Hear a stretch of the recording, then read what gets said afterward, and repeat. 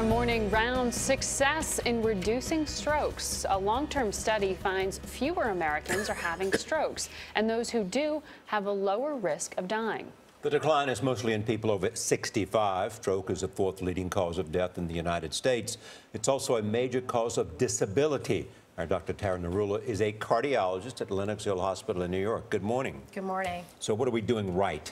We're doing a lot of things right. The 24% decline is a big one. And really the difference has come in the sense of prevention and better treatments. So over the last 10 or 20 years, we've seen an increased use of cholesterol medications, better improvement in treatment of blood pressure, decreased smoking rates, and better treatments for arrhythmias or heart conditions like atrial fibrillation that can lead to stroke. And better treatments. We've developed clot-busting drugs like TPA in the 1990s that can break up the clots in the brain, and even interventional procedures where we can go in with a catheter into the blood vessels of the brain and suck out or destroy the clots. But the news not as good for people under the age of 65. How come? That's right, and that's where the warning signal really comes up. And so in the under 65 population, there was a plateau in the rate of stroke. And that's probably because in this population, there's still rising rates of obesity, rising rates of diabetes, and overall those contribute to stroke as well. And the problem in the young population is that strokes can be so debilitating.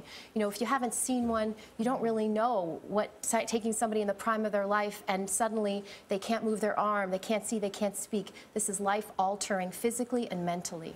Are men and women equally at risk here? In general, men and women are equally at risk, although when you look annually, women have more strokes than men. Most likely because women live longer than men. And over the age of 55, your stroke risk doubles each decade. In addition, women have risk factors that are particular to them, like hormonal status, the use of birth control pills, pregnancy.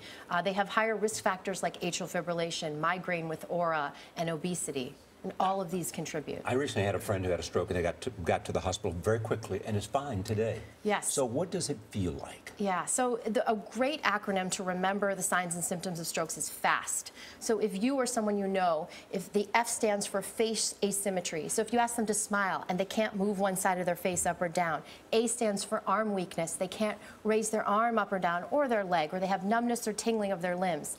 S stands for speech difficulty, they can't understand what you're saying or repeat a phrase back to you. And the T, importantly, as you mentioned, stands for time. We have great treatments, but you have to get to the hospital usually within 3 hours of symptom onset.